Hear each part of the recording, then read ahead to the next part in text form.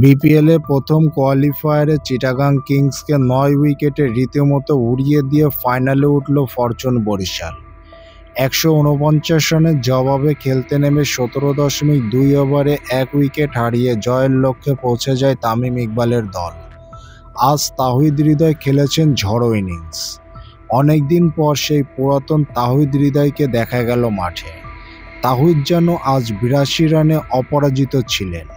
খেলেছেন দৃষ্টিনন্দন এক ইনিংস। বরিশালের জয়ের ভিত করে দেন মূলত এই তাহিদ হৃদয়।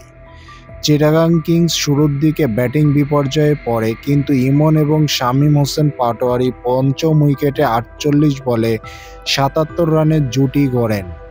রিশাদের বলে ইমন আউটের শিকার হলে এই জুটি ভেঙে যায়, কিন্তু শামীম হোসেন পাটোয়ারি ব্যাট চালিয়ে যাচ্ছিলেন। ৪৭ বলে ৭৯ রানের আরও একটি ঝড়ো ইনিংস খেলেন সে, এবং তার এই রানের উপর ভর করে ফরচুন বরিশালকে ১৪৯ রানের লক্ষ্য দিতে সক্ষম হয় চিটাগাং কিংস। তামিম ইকবালের দল ফরচুন বরিশাল আবারও ফাইনালে উঠল। তারা কি আবারও শিরোপা জিততে যাচ্ছে তাহলে? বিপিএলের শিরোপা জয়ের ট্রফি কি আরও একবার তামিম ইকবালের হাতে উঠতে যাচ্ছে?